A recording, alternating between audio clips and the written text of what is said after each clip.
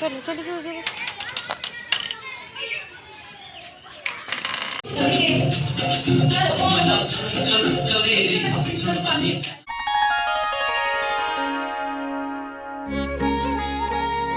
Hello বন্ধুরা, কেমন আছো সবাই? সবাইকে ওয়েলকাম জানিয়ে আজকের ব্লগটা শুরু করছি। এখন বাজে সকাল 9টা। এখন থেকেই আজকের ব্লগটা আমি শুরু করব। আজ হচ্ছে রবিবার। রবিবার মানেই কিন্তু ছুটির দিন, কিন্তু আমাদের বাড়িতে রোববার মানে ছুটি নয়। হাজব্যান্ডের যেহেতু রোববারে ছুটি থাকে না, তো সেই জন্য কিন্তু আমাদের রবিবারটা একদমই ছুটি না।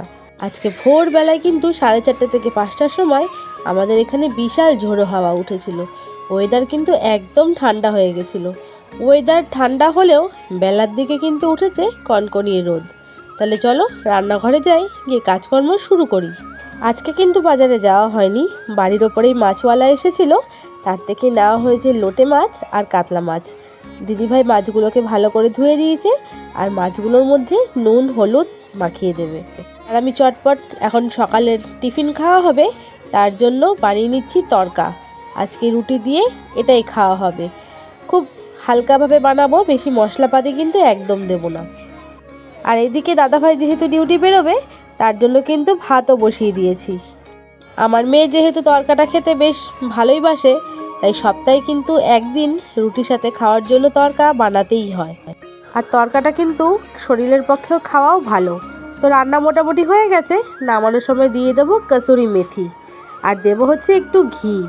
ধনেপাতা যেহেতু ঘরে ছিল না, সেই জন্য কসুরি মেথিটাই দিলাম। আর কসুরি মেথি আর ঘি দিলে কিন্তু তরকার মধ্যে ফ্লেভারটা বেশ ভালো আসে। ঠিক যেমন দোকানে তৈরি হয় সেই রকম কিন্তু একটা স্মেল আসে। তরকা বানানো হয়ে গেছে, এদিকে টিফিন কিন্তু সবাই খাওয়া দাওয়া করে নিয়েছে। কড়াই ধুয়ে তেল বসিয়ে দিলাম, বাকি রান্নাবান্নাটাও সেরে নেব। এখন যেহেতু গরম পড়ে গেছে, তাই বেশি বেলা করে কিন্তু রান্নাঘরে থাকাই যায় না। আমি মাঝে মধ্যে ভাবি যে আমরা গরমকালে কিন্তু বেশি বেলা হয়ে গেলে রান্নাঘরে থাকতেই পারি না। এইদিকে আগেকার দিনে মা ঠাকুমারা কিন্তু কাঠের জালে উনুনে রান্না করতো। তাদের কিন্তু 3 বেলা উনুনের মধ্যেই রান্না করতে হতো। এখন যত দিন যাচ্ছে বিজ্ঞান উন্নত হচ্ছে, আমাদের কিন্তু নতুন নতুন গ্যাজেটস সব উন্নত হচ্ছে। Gas, induction oven, micro oven ইত্যাদি অনেকের বাড়িতেই কিন্তু অনেক গ্যাজেটই আছে রান্না করার জন্য। তো দেখো মাছগুলো কিন্তু ভেজে নিয়েছি। আজকে মাছটার পাতলা ঝোল করব আদা জিরে বাটা দিয়ে। তো তার জন্য গোটা জিরে আর তেজপাতা ফোড়ন দিয়ে দিলাম, আর কেটে রাখা আলুগুলো কিন্তু দিয়ে দেব। কাতলা মাছের এই পাতলা ঝোলটা কিন্তু রান্না আমি মায়ের থেকেই শিখেছি। আমার শাশুড়ি মাও কিন্তু ঠিক এইভাবেই করতেন। মা ঠাকুমাদের হাতে রান্নার স্বাদই কিন্তু থাকে আলাদা। তবে মা ঠাকুমাদের মতো আমি এখনও পটু হতে পারিনি, চেষ্টা করি যাতে ওই রকম হয়। আর এখন যেহেতু গরম পড়ে গেছে, অতটা রিচ কিন্তু খাওয়াই যায় না। আমরা সবাই পাতলা ঝোলটা খেতে ভালোবাসলেও দাদা ভাইয়ের জন্য কিন্তু মাঝে মধ্যে একটু রসিয়ে কষিয়ে করতেই হয়। আমরা মেয়েরা কখন যে সংসারের কাজকর্ম করতে করতে, বাচ্চা মানুষ করতে করতে, রান্না বান্না সমস্ত কিছুর মধ্যে দিয়ে মায়ের মতন হয়ে উঠি, আমরা কিন্তু টের পাই না। যখন নতুন নতুন বিয়ে করে শ্বশুরবাড়িতে এসেছিলাম, একটা বিছানার চাদর কাচতেই কিন্তু বুকটা যেন কেঁপে উঠতো। সেই জায়গা থেকে এসে এখন কিন্তু বড় বড় 2 গামলা কাপড় জামা কাচতেও কিন্তু সময় লাগে না বেশি। আর এদিকে রান্নাবান্না তো তার সঙ্গে আছেই। তো যাই হোক বন্ধুরা, গল্প করতে করতে তোমাদের সঙ্গে মনের অনেকটা কথাই কিন্তু শেয়ার করে নিলাম। আর এদিকে মাছের ঝোলও কিন্তু আমার রান্না প্রায় কমপ্লিট। এই ঝোলটা কিন্তু গরম ভাতের সঙ্গে খেতে দুর্দান্ত লাগবে। ভেজে রাখা মাছগুলো একে একে এবার দিয়ে দেব।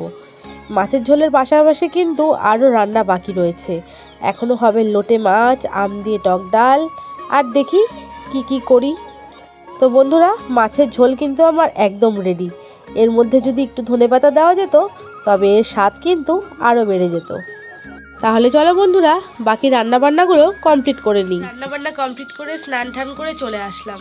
শীতকালে না, তবুও মনে হয় কি একটু পরে করছি, কিন্তু গরমকালে কাজকর্ম সেরে যতক্ষণ না স্নান করছি মানে ভালোই লাগে না। কতক্ষণে মনে হয় যে তাড়াতাড়ি কাজ বাজ শেষ করবো, করে স্নান করব। কাজ করতে করতে বেলা বেজে গেছে 1:30। এখন ওকে খাওয়াবো। আর যেহেতু রবিবার, বিকেল হলেই আবার নাচের ক্লাস রয়েছে। তো এখন 4:30 মানেই রোদ, 5টার আগে কিন্তু রোদ 5টা বলাও ভুল, 5:30টার আগে রোদ যায় না। সেই গরমের মধ্যে 4:30টা থেকে ক্লাস, তো 4:30টার আগে একটু বেরোতে হয়। তো চলো খাওয়া দাওয়াটা করে নিই, কেননা 2 ঘন্টা আগে না খাওয়ালে আবার নাচ করতে গিয়ে ওর শরীরটা খারাপ করবে। আর কি কি রান্না হয়েছে চলো তোমাদেরকেও একবার দেখিয়ে দিই। আজ রান্না করেছিলাম সাদা ভাত, আলু সেদ্ধ মাখা, লোটে মাছের ঝুড়ি, তার সঙ্গে ছিল কাতলা মাছের ঝোল, আর ছিল আম দিয়ে টক ডাল। টক ডাল হলে কিন্তু বন্ধুরা আমাদের বাড়িতে আর কিছুই লাগে না। এখন গরম পড়েছে, প্রায় প্রত্যেক দিনই কিন্তু আম দিয়ে টক ডালটা আমাদের বাড়িতে হবেই। তাহলে চলো বন্ধুরা খাওয়া দাওয়াটা সেরে নিই, তারপর তোমাদের সঙ্গে আবার কথা বলছি। এখন বাজে বিকেল 4:20। মেয়েকে নিয়ে বেরিয়ে পড়ছি নাচের স্কুলে যাওয়ার জন্য। আগে 5টা থেকে ক্লাস ছিল, সেই ক্লাসটা এগিয়ে নিয়ে এখন 4:30 থেকে করে দিয়েছে। আর 4:30-র সময়তেও কিন্তু এখন বেশ ভালো রোদ থাকে। আর এই যে আমার শাশুড়ি মাসি চুল বেঁধে ক্লিপ দিয়ে কিন্তু সাজুগুজু করে নিয়েছে। বিকেল বাজে 4:30, তাও কত রোদ্রের তাপ। আর কটা দিন পর থেকে এই সময়তেও ছাতা নিয়ে কিন্তু বেরোতে হবে। চলো চলো চলো।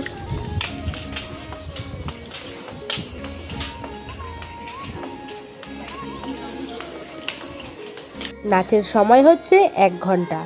প্রথমে আধ ঘন্টা ভারতনাট্যমের তালগুলো প্র্যাকটিস করিয়ে নেয়, তারপরে কিন্তু এক একটা করে বলিউডের বা বাংলা নাচ ওদের তোলায়।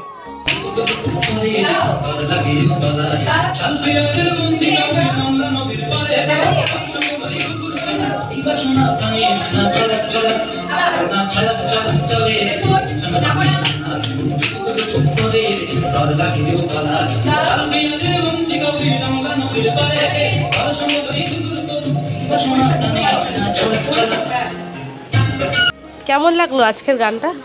ভালো লেগেছে? বেশ এনার্জেটিক গান না? প্র্যাকটিস করবি তো বাড়িতে? নাচের ক্লাস থেকে বেরিয়ে পড়লাম। আর রোববার মানেই দিদুন বাড়ি। নাচের ক্লাস থেকে বেরিয়ে সোজা চলে যাবে দিদুন বাড়ি, তাই চলে এসেছি মায়ের বাড়ি। তো যত ওর আবদার বায়না এখন মামা দাদু সবার কাছে গিয়ে করে, এই সুযোগে আমারও একটু ঘোরা হয়ে যায়, এই আর কি। তো আজকে ওর মামা বাড়িতে আবদার করেছে মামার কাছে যে পিৎজা খাবে। ব্যাস, ভাগ্নির বলা মাত্রই মামা এনে হাজির। ভাত রুটি খাওয়ার সময় কিন্তু আমার মেয়ে এত খুশি হয় না যতটা কিনা এই পিৎজা খাওয়ার সময় খুশি হয়।